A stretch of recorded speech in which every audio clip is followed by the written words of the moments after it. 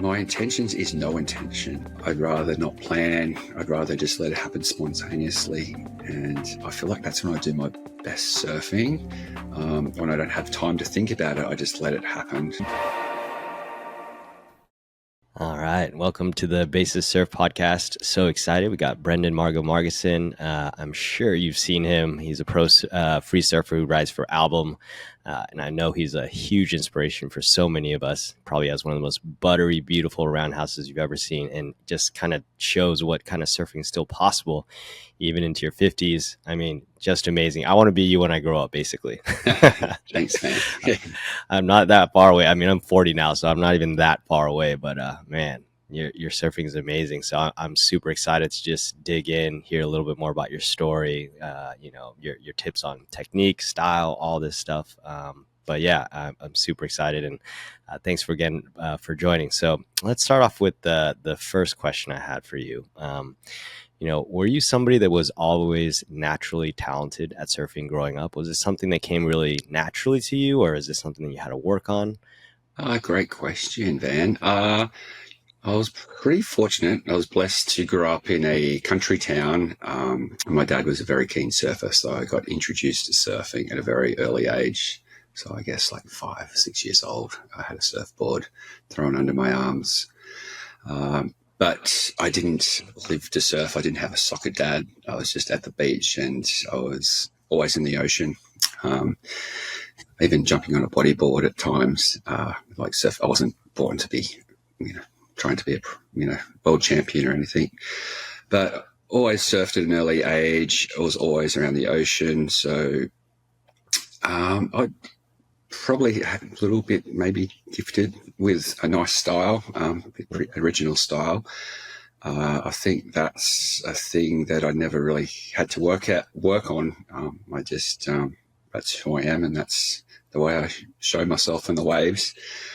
But I used to, when I started to free surf as a living, I worked hard at my job. If I needed to get a clip or anything, I would stay. There's nothing, for me to stay 3 hours, 4 hours out on the surf to try and get, that one turn or whatever. So a lot of stuff that you do see, I try really hard to try and, perfect the turn that I'm trying to do. So, but you do, have those days. Sometimes you go out there and you can pull it off in 20 minutes or half an hour, and other days you can fall flat in your face.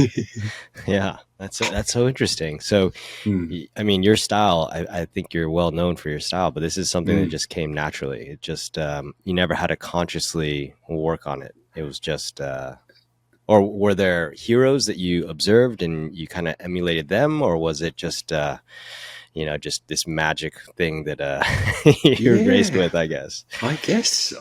I obviously my first hero is my father. He was quite a very good surfer, and he had a very relaxed style. So I looked up to him, and there was other surfers in the area. I grew up in a town with point breaks. There's actually Byron Bay, so I had the pass, and there was a lot of really good surfers in the area. So I was fortunate enough to see good surfing at an early age. I guess I looked up to, I guess it was just around me, and it was just a progression that naturally happened. I never really thought about it.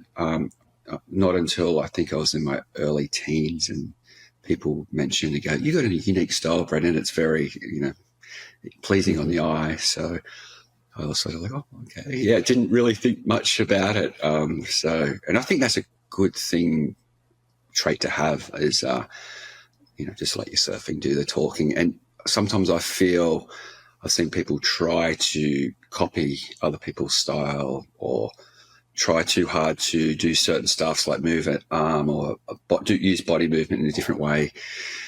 It can change a person's style or make a person look awkward. They lose a bit of that natural flow. Because I think the best thing about surfing is not thinking about anything, being, in the present and just letting it happen naturally. And I think that's why surfing's like an art sort of thing. Yeah. I really love that idea of just, being just completely in the moment and letting your board and your surfing doing the talking. that is the ultimate kind of art form at this point in a way, right? It really is. There's been ebbs and flows through my whole career of, I'm here 52 years of age. And it's funny, at this period in my life right now, I'm really enjoying my surfing again. I'm like I was 18, 22, just a frothing grom, which is awesome. But, the equipment's so different, what I ride to what I used to as well. And it's fun pushing these new surfboards to, I don't know, just it's just enjoyable just to, experiment on For sure. new equipment is what I was trying to say. Yeah.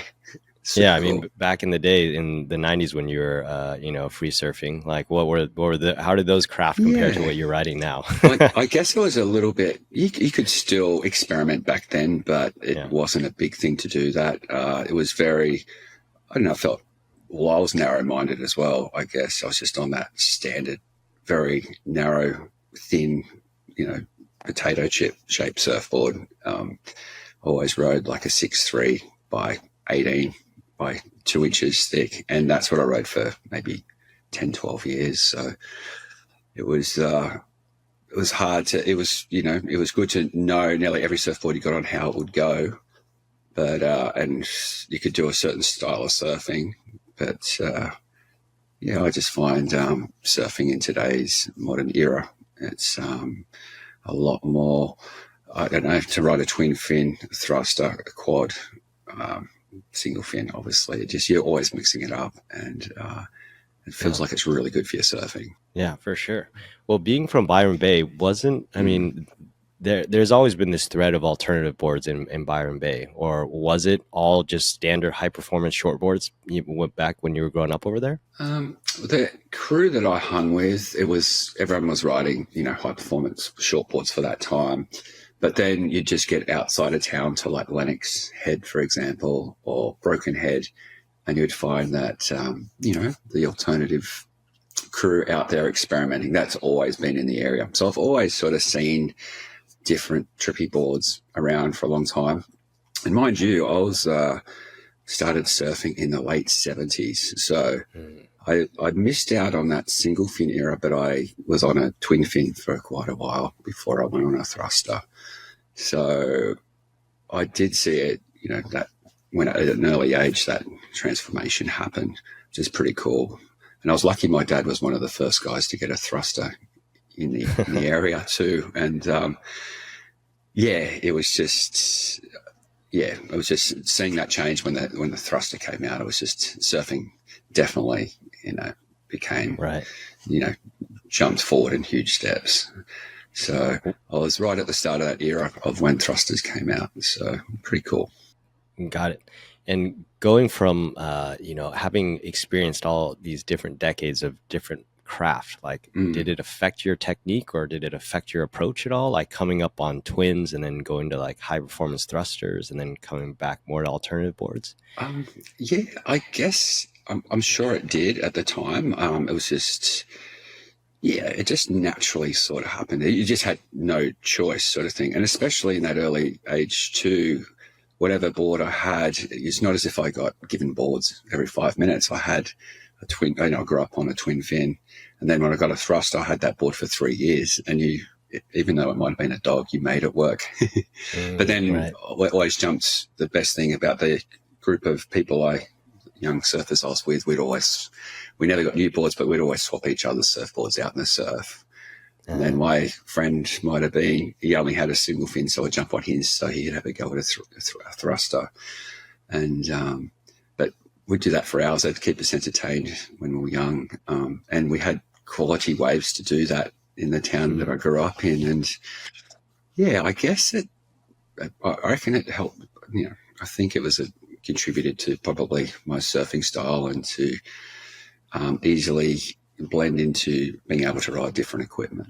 Hey everyone, my name is Van, and I'm an everyday surfer that's just obsessed with improving, and I wanted to take everything that I've learned, everything that I've struggled with, all the mistakes that I've learned along the way, and share it with you to help you become the best surfer that you can be. And I'm super lucky on this podcast, I get to interview the world's top pros, shapers, coaches, and take you along on my journey as I try to learn, uncover all the gold so you can apply to your own surfing. So hopefully you're going to get some value out of this. And the best way you can support me is just simply by sharing this podcast with whoever else you think may benefit from it. I also have been working really hard for a long time on something that I think is going to help a ton of people. I know that it was a game changer for myself as well. But more to come on that over the next coming months. I'm super excited. Thank you for all the support. And for those of you just joining for the first time, welcome to the Basis community. Super stoked to have you. Yeah. And then, going from riding your more standard shortboards to riding for album now. I mean, I feel like there's been a big shift in terms of the boards you've been riding. And talk to me about because it also seems like even since you've started riding for album that your boards have actually gotten bigger and bigger and you're going with more rail line. Is that true, or is that just something that I've observed and you're just interested in experimenting in this way? I'm just, it's been so refreshing. I mean, like I said, I rode, there was a period there as well from my late 20s to today. Well, I've been with album now for a year and a half, and I was riding 6'4" by 9 3/4 by 2 3/4, 2.5 rounded square tail. Every now and then I'd get a swallowtail, but I was always on 3 fins. And then moving over to album, I was just like, whoa, there's such different equipment, but it was so refreshing, and it made it so much more exciting to enjoy my surfing again, riding these different crafts. But Matt Parker's bottom curves in all his models of his boards definitely have a special element of just keeping just so easy to surf. So whether it be a 3 fin or a quad or a twin fin, I've found it really easy to adjust to riding, album surfboards. It's been exciting experimenting and helping design boards with Matt. And it's been a very exciting journey. But it wasn't. These boards go really fast. Right, I'm sure. I mean, the width, they're so much wider. They have so much more volume. I would assume the speed that they would create would, just bump it up a huge notch. Definitely. Well, it's funny. A lot of the boards and a lot of clips that you have seen me on, especially the last, 6 months, I have been on a 6'4". And a 6'4" by 20 by 2 3/4. And I think the volume's around that 40 litre mark. So it is a lot of board. But being 52 years of age, there's no need to push the limits of going really fine tuning. I don't think. I like to have that extra buoyancy in my surfboards. I like to be able to get onto waves a little bit earlier. I just think it's about making it easier for yourself than harder. And I'm enjoying riding quads as well at the moment too. I like the feeling of carving more than surfing vertical. I think it's better on my body, and it's giving me more longevity with my surfing. So but it feels insane carving at high speed and pushing your board as hard as you can. I guess it's like snowboarding, really, just pushing it on rail as long as you can. And to me, that's more exciting than going vertical and putting it back out.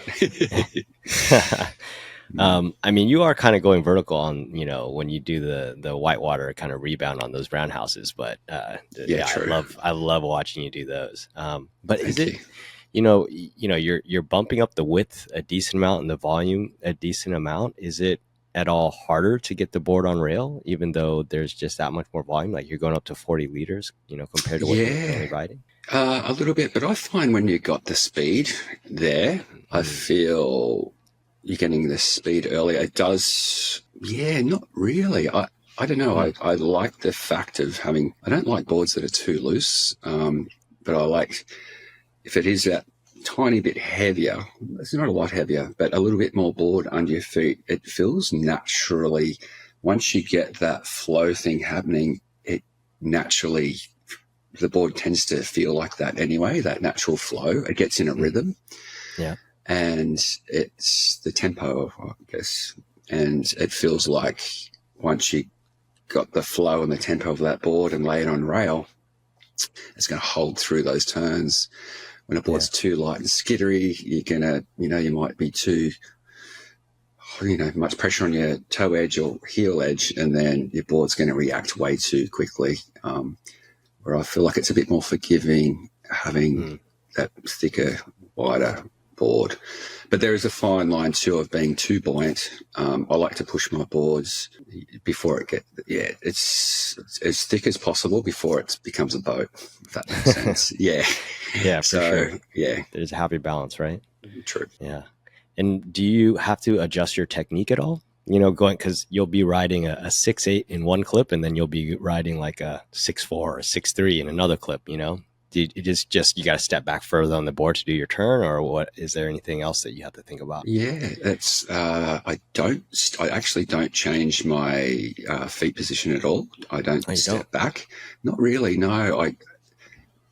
If anything, I just know that the reaction time is going to be a bit slower. And it's the same thing. I like to get that tempo happening with the board, and knowing the board is going to be a bit slower. I have to maybe do the turn a little bit earlier, hold the rail a bit longer or a bit shorter, whatever it may be. And it doesn't happen first or second wave. It might take, halfway through a session to get that proper feel of riding that longer board. And then the next session after that, feels like you have it dialed. So, but I usually do ride a longer board, when it's over 3-4 foot and the power's there. That obviously helps. But saying that too, you can ride that mid-length board when it's smaller and a bit of a weaker wave, and it just helps you float over sections.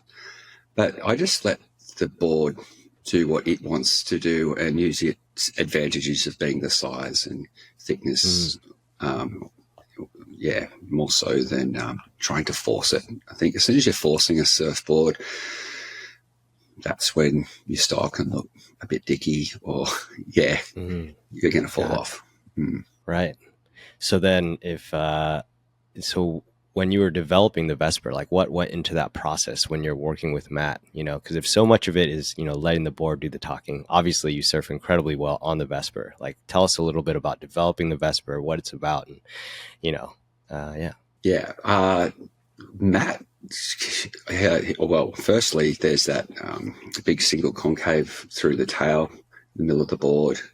There is a model called the Plasmic that actually has that in the board. But I absolutely love the feeling. It felt very thrusty, and it was almost like a little turbo engine back there in the board. And Matt and I thought I want to keep that channel in the middle of the board. Been enjoying riding quads more than 20s and thrusters at the moment, so I was always going to be a quad, and I just like that extra width up the front of the board to make it a bit easier for whether you're intermediate surfer to an advanced surfer or even a beginner. I think that paddle power is very important to make it easy for yourself. It takes that frustration out for getting waves. So we sort of put a combination of all those things in together, and obviously left the bottom curve up to Matt. He knows I like a bit more of a subtle rocker. And he's the professional. I trust his instincts. And then we didn't modify it much after I got the first model. It was just magic. It felt magical straight off the bat. It's probably one of the fastest boards I've ever ridden straight off the get-go. So, and even feels fast paddling. So everything about it feels, I don't know. It feels, it's a great design. I'm happy with it. Yeah. And I can't get off it. I'm meant to be trying a couple of other different boards at the moment, but I'm like, I just keep getting back on the Vesper. Yeah, for sure. It's a lot of fun. So, because I think that's I'm pretty sure Matt has other quads in there, but I earlier you did mention that you really like drivier boards. Is that why you picked the quad over other boards or other fin setups? Or the twin fins feel awesome too. Just for my personal style, everyone's different. I prefer a longer twin fin. Like, I did get a bunch of boards that are around the 6 foot mark, and they're a little bit too short for me. But now I have ridden a few twin fins that are, a bit longer, like a mid-length, like that 6.6, even from 6.5 to 6.8. And then got that one in the background there's a 7.2 Moonstone twin, and that feels amazing when the waves are big. But just my general go-to when I want to perform or film and trying to get some really good clips, I always seem to tend to go back to the Vesper. I've worked on another model with Matt as well called the Delma, and that is a great bigger wave board too. It's got a bit more of a pulled-in tail with a hip through the back end of the board, and the same thing, it's got that plasmic channel, or that big single concave between the fins. It's a quad as well, but as a bigger board, that feels pretty incredible and special as well. But it's for bigger waves. Is it more pulled in as well? Is it more of like a pintail in the back, or what? It's more of like a rounded pin. It's a round tail. It's more of a round tail, but that's still we're about to get a 6.4 version of that, and I'm pretty excited to see how that goes. But yeah, look, the Boom Deer, the ASIM, there's so many different models that I've tried, and they all work extremely well. The Victor Bernard's model, the Boom Deer, goes incredibly well too. Like all the boards seem to work. And well, I saw that you were working on some board called the BMW, and you're going back to the 90s. Is that true? You're going like in a big circle there, or what? Yeah, no, it's just to keep, I guess, the customers, satisfied with, giving a lot of range of surfboards. So the BMW is a classic. It's more of definitely that 90s feel. It's a bit more of a lot narrower than the other models. It's just a fast-looking gunny. It's probably made more for those hollow, those barreling 6-foot days, and it's built for tubes. And same thing, big, hard, fast carves. The board's a lot more responsive. You've got to be a lot more on your toes, but it's more of that old school look. I rode that board in Hawaii. And just haven't had waves big enough the last few months to really get back on it. But it feels pretty neat. Yeah, it does have it just felt like I was riding something back in the past, and it felt pretty cool. Yeah. That'd be super fun to relive it. And I'm assuming it's a thruster as well. So it's just like thruster, full on 90s vibe. A full 90s vibe. The outline looks sick. Yeah. I mean, I remember, I think it was like Creed. He was riding like a Dahlberg, and it was like a little bit longer. I want to say it's like 6'4" or something like that. And it just looks so good. Just that outline, even though I don't know, like whether it's whether it's as functional like an older board like that. But I would imagine that the way Matt would design it is he would take a lot of that user friendliness of a lot of his album boards, and then but put it into kind of that line, that outline that is so visually appealing from the 90s, 100%. And I think, Matt's definitely got the rockers dialed in. I mean, he doesn't do anything too crazy. Everything's nice and subtle. And I think rockers in a surfboard are such a key thing to make a board work, obviously, for that natural speed and holding in. So, I think, the boards work really good. Right. I'm excited to surf the BMW though, and a certain wave up the coast. I've been waiting for it to break for a while, so it's there, waxed up, ready to go. Just need the swell. It's winter time though. That swell's coming, right? True. There's always swell coming. Nice. So, we kind of talked a lot about boards. We've talked about technique. What about your, as you've gotten older, how's your body changed, and how has that influenced? I don't know. Do you have to train differently? The boards you pick, how just technique, how have things changed as you've gotten older? I've had a few injuries from my mid 40s to around 50. My back is a major issue. So everything else has been pretty good, touch wood, but I've had lower back problems So I've just got to make sure my core strength is, I'm working on my core. I don't overboard with stretching. I do stretch. I do like 20 minutes of yoga, probably every second day. Or if I know I've got it and the waves are really good, I'll do a lot more stretching the night before or early in the morning beforehand. But I do a little bit of core exercise just to try and, but I keep it pretty simple.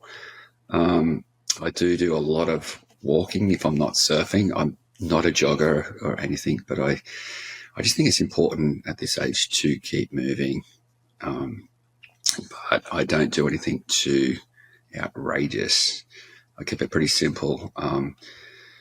Sounds weird, but when I was into yoga quite a bit in my early 30s, and I felt too flexible, and actually I gave myself stitches headbutting myself doing a re-entry in the head, and I just felt out of whack being too flexible. I know I shouldn't be saying that. I don't know. I think I've naturally got a limber sort of body, maybe. Right. But I do yoga now and stretch, and there's no way I'd be able to hit my head with my knee on a wave like I did in my early days. If I did, I'd be, That's so funny. Well, you said you hit your head on your knee or on the board? On my knee. Wow. I did a top turn and headbutted my knee. And actually gave myself like 6 stitches. And I made the turn too, by the way. Sounds weird. But, oh my God. Yeah. I don't know. It was a weird time because I was right into the stretching and I just felt a bit out of sync, but everybody's different, right? So that was just me back in the day. Wow. Well, it sounds like you're pretty flexible, so that's probably healthy. That's for sure. True. Or how about your paddling? Like, I guess you just surf a ton. That's probably what you do. I do surf a lot. I try and surf at least 3 to 4 times a week. Yeah. And at the moment, I don't live super close to the beach. Probably a 15-minute. I live 15-minute drive to the ocean, but I finding it as a positive. I like when I do go down to the ocean, I always have the board in the car and I will go out like a grommet, like I used to. If it's 2 foot and on shore, I'll still go through the process of putting on a wetsuit and even catch 1 wave or 2 waves if it's absolute dog poo. But I think it's just important just to keep it going on. So I do surf at least minimum 3 times a week. Yeah, I just think it is important to keep in the ocean. Yeah. Cool. What is your intention when you ride a wave? Yeah, my intention, it's probably, I think when I've got in a good headspace, and I think I'm an emotional surfer. I think if I'm in a good mood and life's well, that's when I do my best surfing. I guess that's a lot of, everyone's probably the same. But my intentions is no intention. Is when I stand up, everything's pretty much happens when it happens. It's, I don't really plan too far ahead on a wave. I just spontaneously do it in that bottom turn. Sometimes on a bottom turn, I don't even look up to see what's going to go on in the next section. I just assume that, I don't know, everything's split second. And I think that's why I love surfing so much. Everything's just happening right there and then, in a split second. I think when I do surf long point breaks and stuff, I get rattled when I look too far ahead of me to see what the wave's going to do, because I'd rather not plan. I'd rather just let it happen spontaneously. And I feel like that's when I do my best surfing. When I don't have time to think about it, I just let it happen. Like if a closeout section's happening, sometimes if I know I'm coming off the bottom really nicely, I'll try and hit that section anyways. But if I just miss time it a little bit, I will flick off. Everything just happens very, right at the moment. And I feel like that's when I do my best surfing. That's me. So I love that. I actually really love that. Was there any time, can you recall like any wave or experience, maybe a surf that you had where you felt completely no intention, and you just felt it all flow perfectly like that?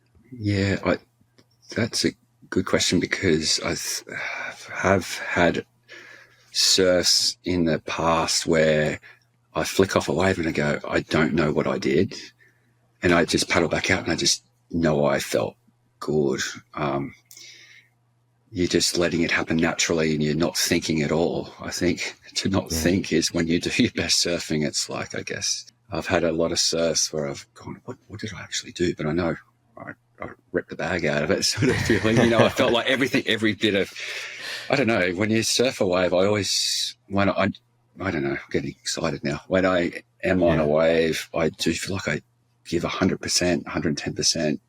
And when you're putting that commitment into your bottom turn and every maneuver and you pull it off and make it, it's like such a rewarding feeling to end or flick off a wave and knowing that you pushed it as hard as you could. And I think that's what's so addictive about surfing is we all try and surf the best we can on every single wave we have.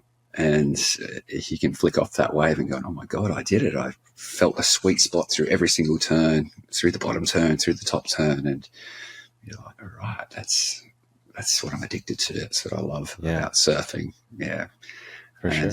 You do have a lot of surfs or weeks go by where you're always chasing that feeling, So that's what brings us back.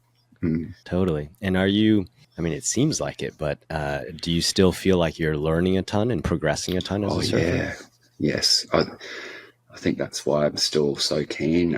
Is obviously you're always chasing that moment we just talked about, but with board design, it feels, surfing's, one of those sports, most sports are, it's the most impossible to perfect. It's one of those endless pursuits. And I think that's what's so cool is to see somebody like you at the pinnacle or at the peak of it. And, being able to do what you do at, in your 50s. And it's such an inspiration. Exactly. You compare any other sport, right? That, that is not going to be, people aren't going to, there's no 50-year-old pro basketball player, pro football player, whatever. Right? Yeah.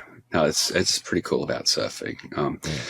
And whether you want to try and be the best surfer that you can be, and you can do that down the beach where no one's surfing and, doing it for yourself. I'm still doing it for myself. I'm not doing it for other people. It's my own thing, my own journey. And I'm just grateful, appreciate everyone that sort of admires my surfing today. It's pretty cool. I still am pretty humble about that. People get excited about my surfing. It's super cool. Oh my God. You definitely are an inspiration. It's insane. Thank you. Cheers. Yeah. All right. We'll work towards closing up. So I got 2 more questions for you. No worries. If you had to surf the same wave for the rest of your life, what would it be? Ooh, same wave for the rest of my life. Yeah, honestly, it'd be somewhere like a right-hand point break that holds 6 to 8 foot surf, 4 to 8 foot surf or double overhead waves. So whether it be like a Lennox Point or somewhere like that would be with nobody really else out. I can't surf in crowds, but somewhere where there's just a big canvas, there's your canvas and, and there's plenty of room on the wave. Yeah. So I do I don't, anything over 12 foot or 10 foot these days I don't want to know about that, but anything double overhead, that 6 foot to 8 foot, when it's clean, big walls, bring it to me all day long. I'd love it. That sounds great. And if you were stranded at this wave on a tropical island, what board would you ride on it? Ooh, one board. Well, obviously, just one board. Yeah, I honestly think I'd get a 6'6" Vesper. 6'6". 6'6" Vesper, because I know, I think that in 6 to 8 foot waves, I think that would be the perfect board for me off the top of my head. Yeah. Nice. Yeah. And quad, right? Because I think Vesper is only going to be quads. Yeah. They're quads, 100%. And you can ride, keel, fin quads in your Vesper or more upright. They are made for more of a keel fin. But I like, when I do like to surf a little bit more top to bottom on the Vesper, I try and have a little bit more of an upright quad. But it's amazing the difference you can feel with fins. Like, yeah, that's another subject again, isn't it? But yeah, I think that would be my go-to board in an idyllic situation. Is there a specific quad set that you use that are your favorite? Yeah, obviously the Alden, our Bombardier quads is what I enjoy riding the Vespa, but there is a keel set that Alden do went through Naked Viking surf as well, that feel awesome. They feel like the keel quads feel like they draw out those turns and makes it more smoother again. So I mix them up a little bit. Interesting. That's the secret to your roundhouse, is just get on a Vesper with a good set of fins, and it's going to be butter like that. All right. Yeah. All right, Brenden. Well, thank you so much for joining. It was a pleasure chatting with you. No worries, Van. The pleasure as well.